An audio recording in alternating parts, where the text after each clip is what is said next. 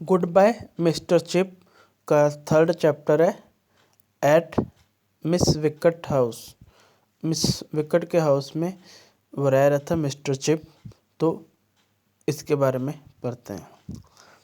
After retirement Mister Chip stayed a Miss Wickett house. Retirement के बाद जो mister chip है वो मिस विकेट के हाउस में रह रहा था, जो ब्रोकफील्ड के सामने था। It was 2-story building, it was comfortable.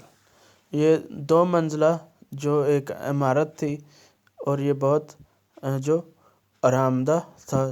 जो मिस विकेट का हाउस है, इसने मिस्टर चिप ने वहाँ कमरा जो है वो रेंट पे ले रखा था।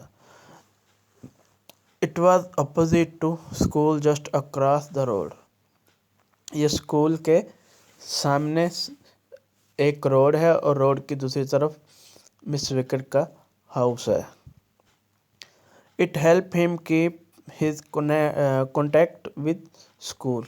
तो ये घर जो है मिस विकेट का, तो वो मिस्टर चिप को कनेक्ट रखता है ब्रोकफील्ड स्कूल से, क्योंकि साथ ही तो है। जो मिस विकेट है ये जो एक रूम अंचार्ज थी लिनन, यूनी पर्दों के कमरे की एक अंचार्ज थी, ब्रोकफील्ड की ही मुलाजमा थी। He took a room of her house on rent. तो मिस विकेट ने उसके घर का एक जो कमरा है वो उससे किराए पे ले रखा था। It was simply furnished with school masterly taste. तो मिस्टर चिप जो एक मास्टर था, तो वो जो उसका कमरा है वो भी मास्टर वाले स्टाइल से ही सजाया गया था। उसमें जो चीज़ें थी वो मास्टरों वाली थी। It was small comfortable and Sunny room. ये छोटा आरामदाह और सनी, मतलब यहाँ अच्छी धूप आती थी खिड़कियों वगैरह से। तो इसके कमरे में क्या क्या चीज़ें थी? कुछ किताबों वाली अलमारियाँ थी, कुछ स्पोर्ट की ट्रॉफी थी, कुछ कार्ड थे और कुछ साइन किए हुए फ़ोटो थे जो कि बॉयज़ एंड मैन ने साइन किए हुए थे।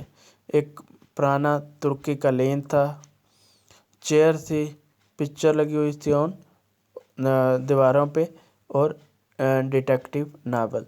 जो चिप है वो जासूसी वाले नावल पढ़ता था, तो इसलिए इसके पास जो डिटेक्टिव नावल हैं वो काफ़ी तादाद में। डिटेक्टिव का मतलब होता है जासूसी नावल। तो ये इसको चिप को बहुत पसंद थे जासूसी वाले नावल, तो ये इसके पास थे और इनको ये पढ़ता था। इसके अलावा मिस्टर चिप आर्टिकल पढ़ता था द टाइम्स के। द टाइम जो कि एक न्यूज़पेपर का नाम है, उससे ये आर्टिकल होते थे जो वो पढ़ता था। फिर ये लैटिन और ग्रीक लैंग्वेज को कहता है कि ये मुर्दा लैंग्वेज है, इनको मुर्दा लैंग्वेज कहता है। फिर उसकी पेंशन के बारे में, मिस्टर चिप की जो पेंशन है वो इतनी ज़्यादा तो नहीं थी, लेकिन इस कदर ठीक कि वो अपने गुजारे के अलावा काफ़ी जो पैसे है वो बचा लेता था। इन माइल्ड वेदर, जो नहीं खुशगवार मौसम में ना ज़्यादा गर्मी होती थी ना सर्दी, तो वो ग्राउंड में चला जाता था और वहाँ जो गेम्स हो रही होती थी, मैच हो रहे होते थे, उनको देखता था, एंजॉय करता था।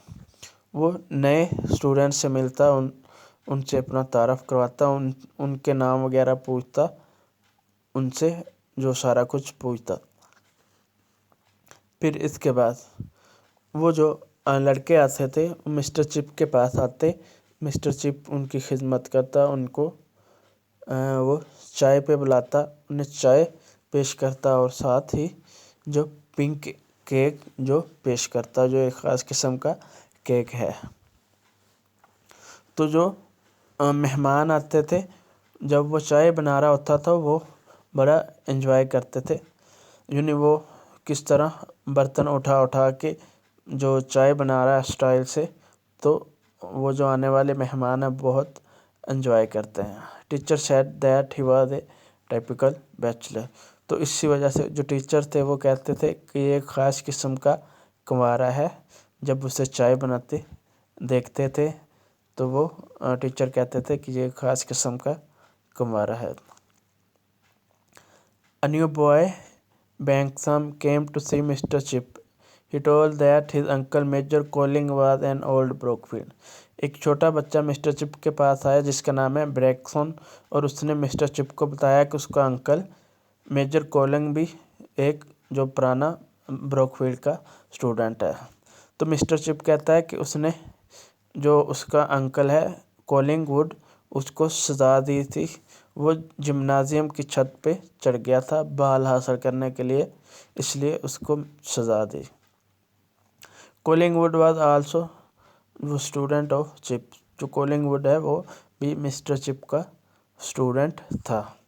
تو جو کولنگ ووڈ ہے اس نے بعد میں آرمی جوائن کر لی تھی، اور اس نے آرمی سے ایک جو آزاد ہے وہ بھی اپنا نام کیا تھا.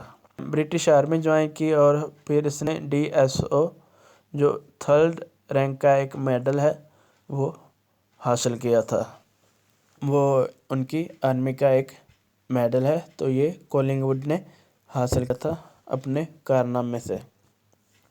بعد میں کولنگ ووڈ جو وہ ایجپٹ میں مارا گیا تھا. وہ مصر میں کوئی لڑائی لڑنے کے لیے گیا تھا اور وہاں ہی وہ مارا گیا تھا.